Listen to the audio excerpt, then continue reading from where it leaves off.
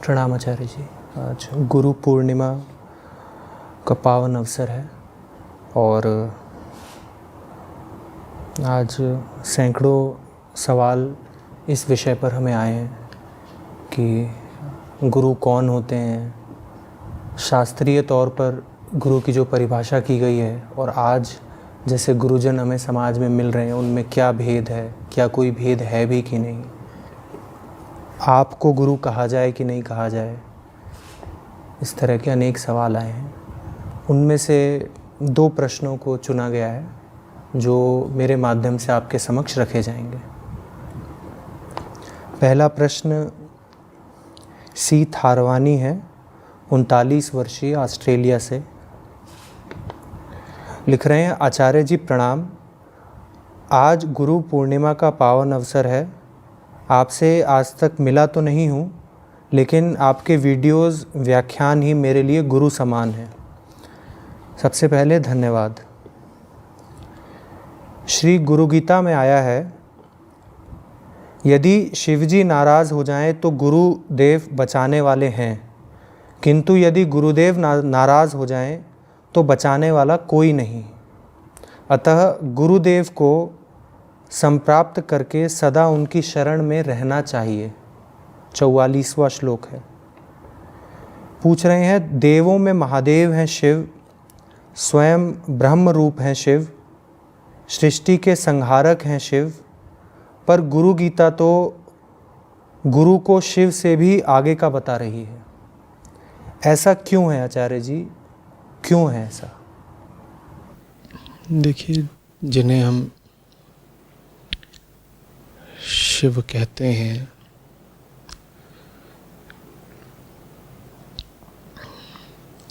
जिसे हम ब्रह्म या सत्य कहते हैं,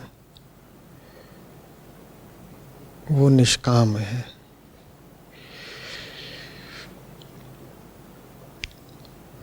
बिल्कुल निष्पक्ष है। जब आप कहते हैं कि वो निर्गुण या निराकार है,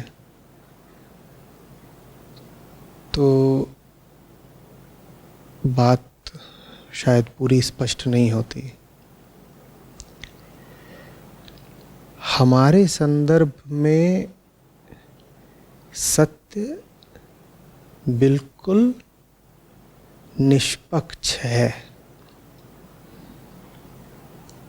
उसको कहना चाहिए निरपेक्ष निष्काम। उसे कुछ नहीं चाहिए।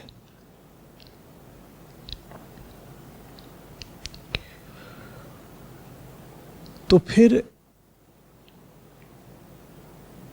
जो कुछ भी हमको आपको घटित होता प्रतीत होता है,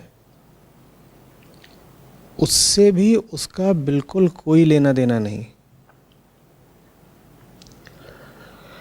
आपको लग रहा है कि कुछ बहुत अच्छा हो रहा है आपके साथ, आपको लग रहा है कुछ शुभ कुछ अशुभ हो रहा है, कुछ पाप कुछ पुण्य चल रहा है। सत्य को इन सब से बिल्कुल कुछ लेना देना नहीं। वो पाप पुण्य के मध्य भी निष्पक्ष है। वो जीवन मृत्यु के मध्य भी निष्पक्ष है। भाई, पाप पुण्य, जीवन मृत्यु, शुभ अशुभ, लाभ हानि, ये सब तो प्रकृति के भीतर की घटनाएं हैं ना। और सत्य प्रकृति में हस्तक्षेप नहीं करता। शिव प्रकृति में हस्तक्षेप नहीं करते। अब आप देखते हैं कि शेर हिरण का शिकार कर रहा है, आपके भीतर बड़ी दया उठती है। आप पाते हैं कि कहीं कोई ज्वालामुखी फट गया और उसमें बहुत सारे निर्दोष भी मारे गए, तो आपके मन में सवाल उठता है कि भगवान ये सब कुछ क्यों होने देता है? ईश्वर की इस दुनिया में बेगुनाह क्यों मारे जा रहे हैं? कोई छोटा सा बच्चा है 4 महीने 6 महीने का, जिसने कुछ दुनिया देखी नहीं, इस जन्म में कोई कर्म किए ही नहीं, और पता चलता है उसको कोई घातक बीमारी है, उसके दिल में छेद है। हमारे भीतर सवाल उठता है, बल्कि विद्रोह सा ही उठ जाता है कि ईश्वर ये सब क्यों करता है? क्यों करता है? क्योंकि वो कुछ नहीं करता है, वो अकर्ता है। उसे कुछ करना ही नहीं। जो कुछ हो रहा है वो उसका बड़ा निरपेक्ष साक्षी मात्र है। जो कुछ हो रहा है वो कहाँ हो रहा है? वो प्रकृति में हो रहा है, और प्रकृति हमारे आप के लिए है। वो जिसको हम पारब्रह्म कहते हैं उसके लिए तो प्रकृति है ही नहीं। हम चूंकि प्रकृति के उत्पाद हैं तो इसीलिए हमको चारों तरफ क्या दिखाई देती है? प्रकृति ही प्रकृति। हम चूंकि माया से उठे हैं तो इसीलिए हमें चारों तरफ सिर्फ माया ही माया दिखाई देती है। और माया के भीतर ही ये सब चल रहा है, शकुन अपशकुन, दिन रात, सर्दी गर्मी, सारे द्वैत वहीं पर हैं। इन सब द्वैतों में कुछ हमारे लिए भले होते हैं, कुछ हमारे लिए बुरे होते हैं। किसके लिए भले बुरे होते हैं? किसके लिए? हमारे लिए। उसके लिए ना कुछ भला है ना कुछ बुरा है, वो समदृष्टा है। तो उसकी कोई रुचि नहीं है किसी का भला करने में। ये बात बिल्कुल गौर से समझिएगा। इसीलिए जब आप अपनी भलाई चाहते हैं तो आप सत्य के सम्मुख विनती या प्रार्थना नहीं करते। जब आप अपनी भलाई चाहते हैं या अपनी मनोकामना की पूर्ति, तो फिर आप जाते हैं किसी देवी देवता या ईश्वर के पास।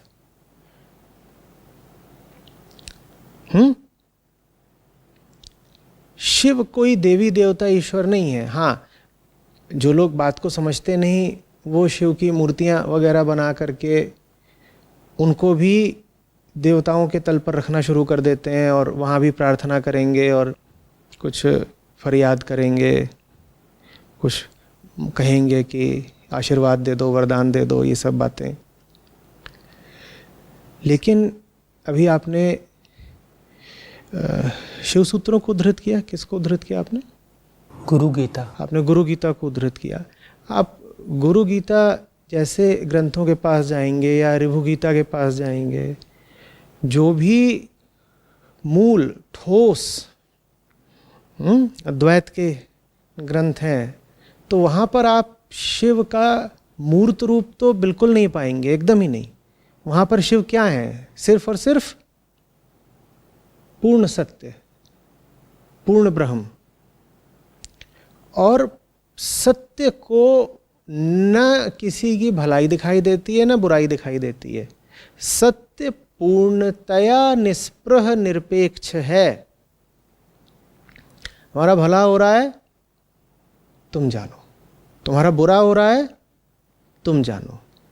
सत्य तो करुण भी नहीं है। वो आकर के आपके प्रति प्रेम, करुणा, कंपैशन कुछ नहीं दर्शाने वाला। ये बात हम में से कुछ लोगों को थोड़ी विचित्र लगेगी, क्योंकि हमारे मन में धारणा कुछ ऐसी है कि भाई ब्रह्म, ईश्वर और सत्य ये सब एक ही तरह के शब्द हैं, कुछ मिलती जुलती सी बातें हैं। और हमने तो यही माना है कि ईश्वर बड़ा दयालु होता है। हम कभी कहते हैं कृपा निधान, कभी कहते हैं दया निधान, इस तरह कहते हैं ना। हमारे भजनों में और आरतियों में भी इस तरह के उल्लेख होते हैं कि तू तो सबकी फरियादें मानता है, तू तो सबकी प्रार्थनाएं सुनता है, तू तो सबकी कामनाएं पूरी करता है। वो सब बातें देवी देवताओं तक ठीक हैं, पर जब बात सत्य की आती है, शिव की आती है,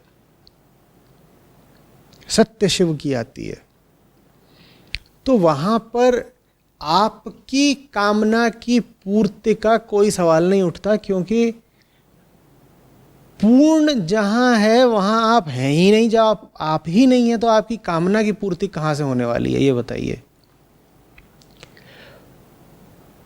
कुछ बात समझ में आ रही है?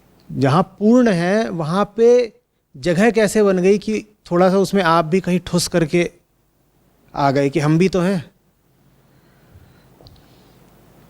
पूर्ण तो वही है, तो आप कहाँ से आ गए? जब आप ही नहीं है तो आपकी कामना क्यों पूरी करेगा पूर्ण? जो पूर्ण है माने वही है, सिर्फ वही है, उसके अलावा तो कुछ नहीं हो सकता ना, क्योंकि पूरा वही है। जब पूरा वही है तो आप हो कहाँ? आप हो ही नहीं। जब आप हो ही नहीं तो आपका भला हो रहा है, बुरा हो रहा है, आप जी रहे हो, मर रहे हो, बीमार हो, स्वस्थ हो, इससे शिव को, सत्य को, ब्रह्म को कोई प्रयोजन नहीं है। बात समझ में आ रही है? तो उनकी तरफ से तो बस प्रकृति का खेल है और आप उस प्रकृति के एक अवयव हो, एक उत्पाद हो। और प्रकृति का ही एक तत्व होता है अहम। प्रकृति का ही एक तत्व है अहम। अहम प्रकृति का वो तत्व है जो आधा चेतन है और आधा जड़। वो है तो प्रकृति में, उठा तो प्रकृति से है, पर उसको कुलबुलाहट मची रहती है प्रकृति के पार जाने की।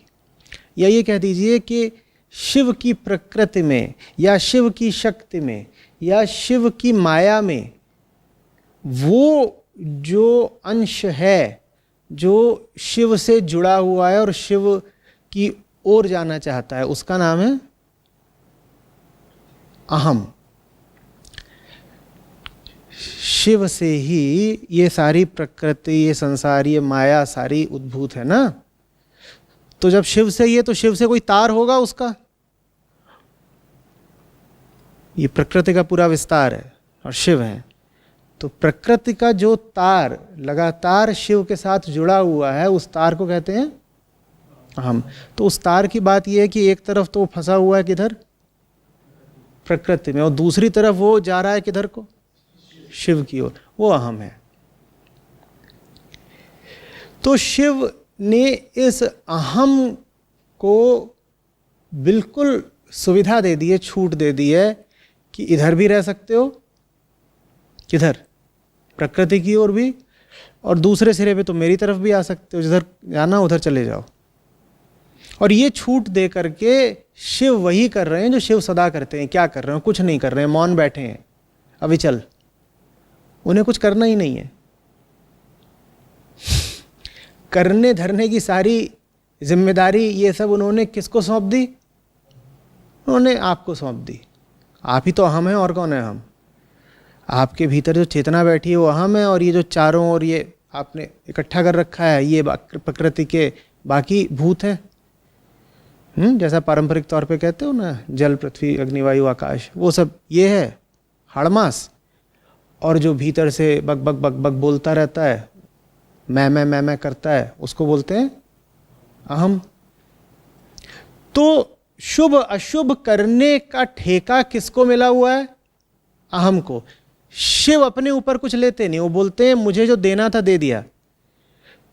और संभावना के तौर पर, पोटेंशियल के तौर पर अहम को इतनी तक ताकत दी है कि वो सीधे शिव हो जाए। अहम क्या है? जो एक तरफ किससे जुड़ा हुआ है? शिव से, और दूसरी तरफ किससे जुड़ा हुआ है? प्रकृति से। तो अहम को पूरी छूट है, माने हमें पूरी छूट है। हम माने हमें पूरी छूट है कि हम उधर से लेकर के उधर तक के, किधर के भी हो सकते हैं, कितने भी हो सकते हैं। बात समझ में आ रही है? और तुम किधर के हो जाते हो इसका फैसला शिव नहीं करने वाले। सब कुछ आपके हाथ में है। भला करें तो वो आपने करा, बुरा करें तो वो आपने करा।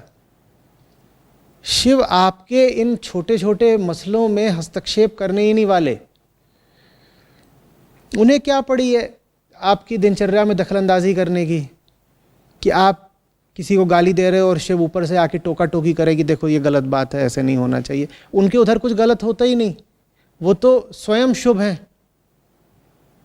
वो जहाँ हैं वहाँ कुछ गलत होता नहीं। हाँ, आपकी दुनिया में बहुत कुछ गलत हो सकता है, वो आप जानिए। अगर आपकी दुनिया में कुछ गलत होता है तो उसका उत्तरदायित्व तो शिव का नहीं है, क्योंकि सही करने की पूरी छूट और पूरी ताकत शिव ने आपको पहले ही दे रखी है। आप सही ना करें तो आप जानिए, वो ऊपर से दखलंदाजी नहीं करने वाले। न तो वो भीतर से कोई आवाज मारेंगे, ना ऊपर से कुछ होगा, ना धरती फाड़ के कोई निकलेगा, किसी भी दिशा से कोई नहीं आएगा आपको ये कहने कि तुम जो कर रहे हो गलत कर रहे हो। क्योंकि भाई सही करने की शक्ति, सही करने की संभावना उन्होंने आपको दी ना, तुम ना करो तुम जानो। अब अगर वो तुम्हारी इस आज़ादी में हस्तक्षेप करें तो वो शिव नहीं है, फिर तो वो किसी किस्म के तानाशाह वगैरह हो गए, अधिनायक। संसार है, उत्तर कोरिया थोड़ी ही है। यहां जो करना चाहो करो, कोई तानाशाह आकर के टोका टोकी नहीं करेगा, बाल ऐसे कटवाने हैं, इतना ही खाना है, इस तरह की शर्ट पहनो। शिव बिल्कुल नहीं टोकने वाले। इसीलिए देखते नहीं हो कि लोग एक से एक घटिया काम कर लेते हैं और फिर भी चहक रहे हैं। कभी ऐसा होता है कोई मासूम जानवर है, कोई उसकी अब गर्दन काटने ही जा रहा है, वो भी धर्म के नाम पे गर्दन काटने जा रहा है, तो अचानक आकाश में बिजली कड़के और आकाशवाणी हो कि रे पापी, अभी बताता हूं तुझे, मजा चखाता हूं। ऐसा होता है? कुछ नहीं होता। तुम हत्या कर लो, तुम कोई कुकर्म कर लो, तुम बलात्कार कर लो, तुम एक से एक भ्रष्ट कोटि के काम करे जाओ। ये तो हो सकता है कि तुमको पुलिस आके रोक ले, ये भी हो सकता है कि तुम्हारी अपनी नैतिकता तुमको आकर के रोक ले, लेकिन ऐसा तो नहीं होने वाला है कि आकाश से कोई देवदूत उतरे और तुम्हें रोक ले। कभी हुआ ऐसा? ऐसा तो नहीं होता ना। तो वो इसीलिए नहीं होता क्योंकि सत्य की, शिव की, ब्रह्म की कोई रुचि नहीं है तुम्हारे मामलों में टांग अड़ाने की, तुम जानो। अब समझो कि फिर शिव में और गुरु में अंतर क्या है। गुरु की रुचि है, गुरु निष्काम नहीं होता। शिव निष्काम है, गुरु निष्काम नहीं है। शिव तो पार है, गुरु पार नहीं है। गुरु अटका हुआ है, गुरु तुम्हारे ही जैसा है, वो अटका ही हुआ है। तुम्हारे पास भी कामनाएं हैं, गुरु के पास भी कामनाएं हैं। तुम्हें भी दर्द होता है, गुरु को भी दर्द होता है। शिव के सामने तुम बोलोगे मुझे दर्द हो रहा है, दर्द हो रहा है, वो तुम्हारा मजाक भी नहीं उड़ाएंगे, क्योंकि तुम्हारी भाषा उन्हें समझ में ही नहीं आनी। उनके विश्व में, उनके कोश में पीड़ा जैसा कोई शब्द है क्या? बोलो। सत्य को कोई अनुभव हो भी सकता है, पीड़ा का चाहे सुख का हो सकता है। अनुभव करने के लिए सदा दो चाहिए ना। तुम किसी चीज का अनुभव करो, इसके लिए कोई चीज चाहिए तुमसे जो अलग हो। कोई अनुभोग्य पदार्थ चाहिए, कोई अनुभोक्ता चाहिए। शिव तो फिर याद करो कि क्या है? पूर्ण। तो उन्हें उनसे पृथक कोई भोग्य पदार्थ मिलेगा कैसे जिससे उन्हें कुछ अनुभव हो? तो उन्हें आज तक कोई अनुभव हुआ ही नहीं। ये सब जो तुम किस्से कहानियां पढ़ते हो कि देवी सती हो गई तो शिव रोने लग गए वगैरह वगैरह, ये सब बातें किसी अवतार पर तो लागू हो सकती हैं, किसी सगुणी ऋषि पर तो लागू हो सकती हैं, पर निराकार ब्रह्म पर लागू नहीं हो सकती। निराकार ब्रह्म को कोई अनुभव नहीं होता। जब उसे कोई अनुभव नहीं होता तो तुम्हारे दुख का भी उससे अनुभव कैसे होगा?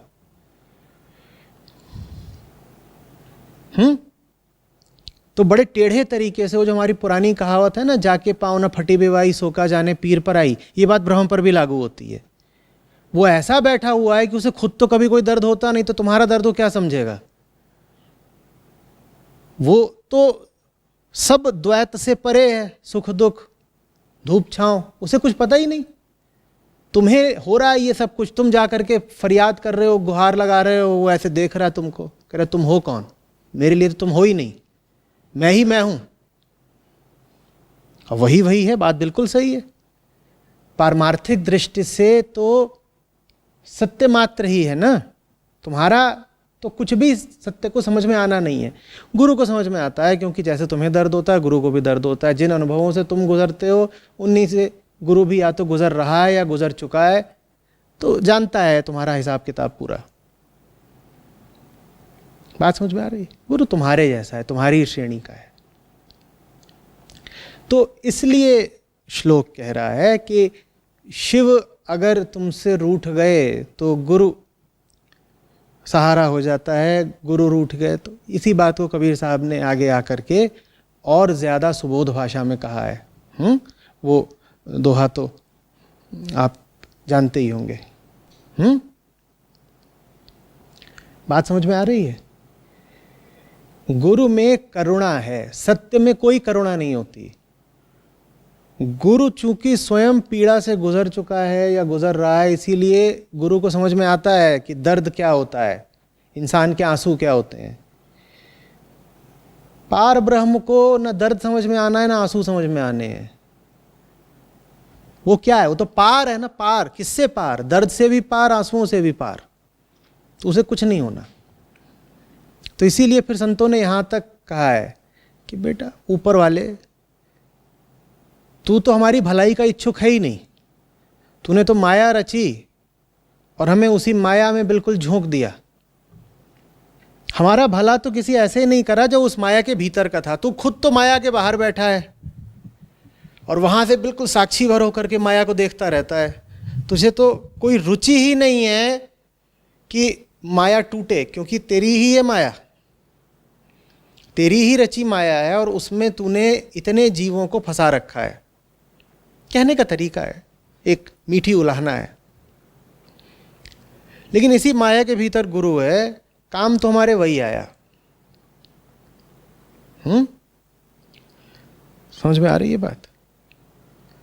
तो ये गुरु की विशेषता है, यही गुरु की सीमा भी है, यही गुरु का बड़प्पन है, और इसी में गुरु की लघुता भी है कि वो तुम्हारे ही जैसा है। गुरु तुम्हारे काम का भी इसीलिए होता है क्योंकि तुम्हारे ही जैसा है, और गुरु में सदा कुछ प्रकृतिगत गुण भी पाए जाएंगे जिन्हें तुम दोष या विकार कह सकते हो, क्योंकि वो तुम्हारे जैसा है। तो तुम में जो गुण दोष होते हैं वो किसी न किसी अंश में गुरु में भी पाए जाते हैं निश्चित रूप से। एक तो विकार यही पाया जाता है कि गुरु में अभी कामना शेष होती है। अब इसको तुम गुरु का दोष भी बोल सकते हो, या यही गुरु की कृपा है, अनुग्रह है। क्योंकि अगर गुरु में कामना नहीं शेष होगी तो वो तुम्हारी मुक्ति या भलाई की कामना भी क्यों करेगा? समझ में आ रही बात? गुरु अगर पूर्ण ही हो जाए तो तुमसे संबंध क्यों बनाएगा? गुरु को भी अभी बदलाव चाहिए, उसे बदलाव ना चाहिए होता तो तुम्हारे ऊपर मेहनत क्यों करता? समझ में आ रही बात? तो दुधारी तलवार है। आप जिसको गुरु कहते हो उससे ये अपेक्षा कभी मत कर लेना कि उसमें तुम्हें पूर्ण शिवत्व दिखाई दे जाएगा। गुरु में अगर तुम्हें पूर्ण शिवत्व दिखाई दे गया तो ये महान घटना है, लेकिन इस घटना के बाद गुरु तुम्हारे किसी काम का नहीं रह जाएगा, वो भी फिर शिव हो गया। और शिव माने तुमसे इतनी दूरी का कि उसे तुमसे कोई लेना देना नहीं, आयाम ही दूसरा हो गया। तुम्हारे और उसके मध्य संपर्क के संबंध के सारे सूत्र टूट गए। अब वो तुमसे ना बात कर सकता, ना चीत कर सकता, तुम्हें पहचान ही नहीं सकता तुम हो कौन। गुरु अगर पूर्णतया निर्दोष निर्विकार हो गया तो अब वो तुम्हारे लिए पूर्णतया अनुपयोगी भी हो गया।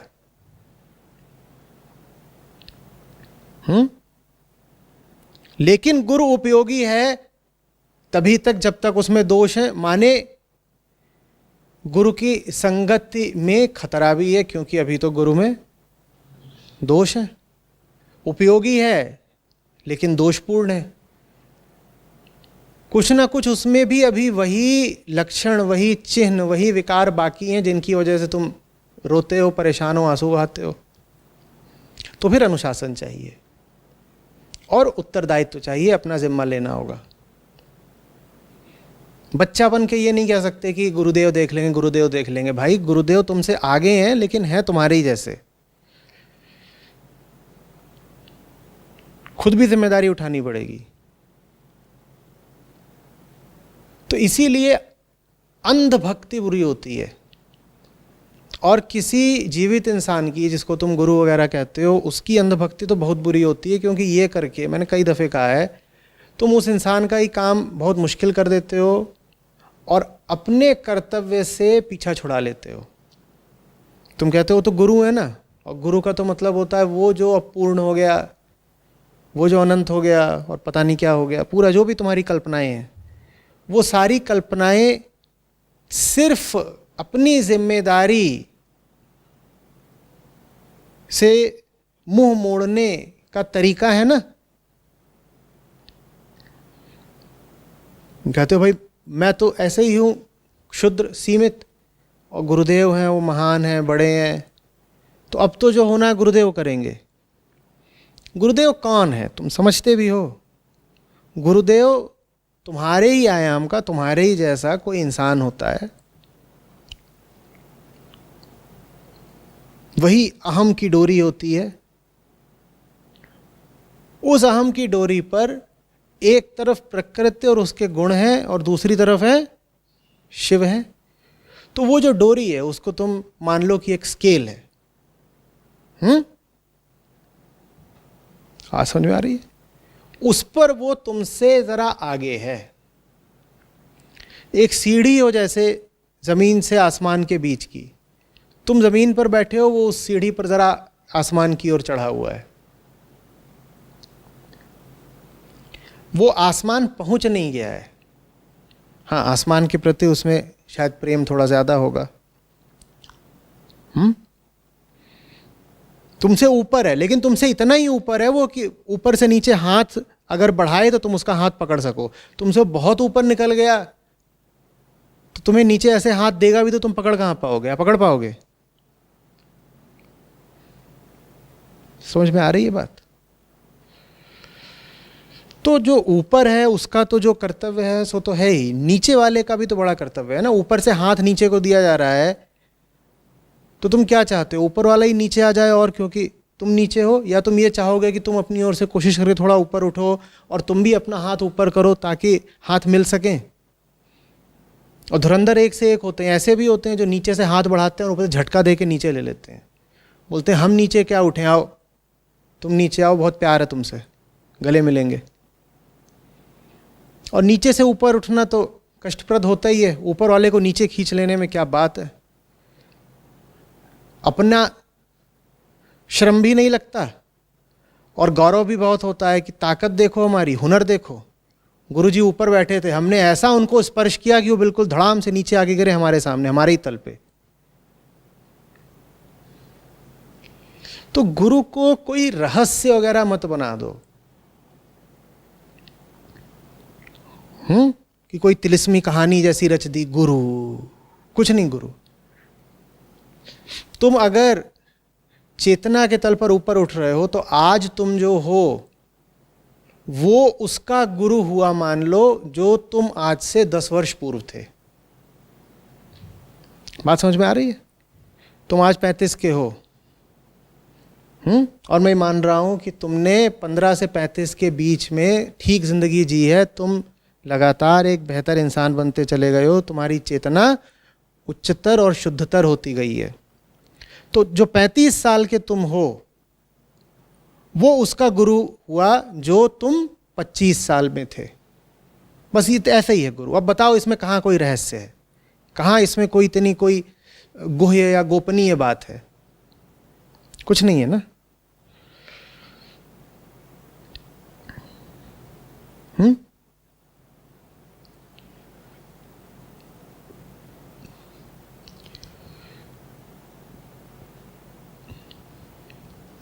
भाई एक दफ्तर भी होता है, वहाँ तुम्हारा कोई सीनियर होता है, कोई वरिष्ठ होता है, तो वो तुमसे ऊपर है,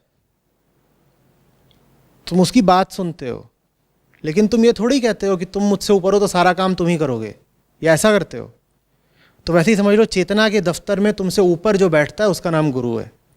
उसकी बात तो सुननी है, पर ये थोड़ी कह देना है कि सारा काम तो आप ही करेंगे ना, आप तो शिव के ज़्यादा निकट हैं, हमारा क्या काम है, हम तो नीचे बैठ के गुरु भजन करेंगे।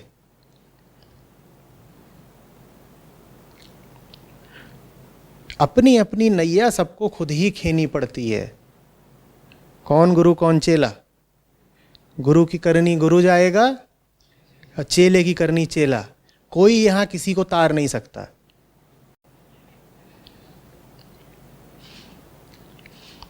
समझ में आ रही है बात?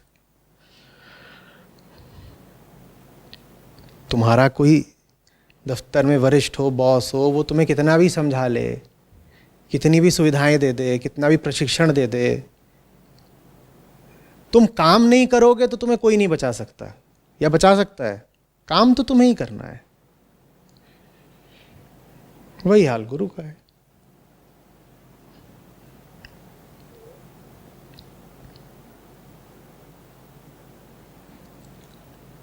फिर किसी ने पूछा कि माने अगर कोई गुरु ना हो तो सत्य के भरोसे कोई क्या बिल्कुल नहीं सीख सकता? गुरु माने देही गुरु, शरीरी गुरु। तो वो बात तुम्हारे प्रश्न से संबंधित है, उसको जोड़े दे रहा हूं। गुरु, मैंने कहा कि हमारे ही तल का होता है तो हमारा दुख दर्द समझता है। चूंकि हमारा दुख दर्द समझता है तो इसीलिए हमें सीख भी इस तरह से देता है कि हम सीख भी जाएं और न्यूनतम हमको दर्द हो सीखने की प्रक्रिया में। गुरु चूंकि जानता है कि दुख क्या चीज होती है, तो वो तुमको सीख इस तरीके से देता है कि तुम सीख भी जाओ, बेहतर भी हो जाओ,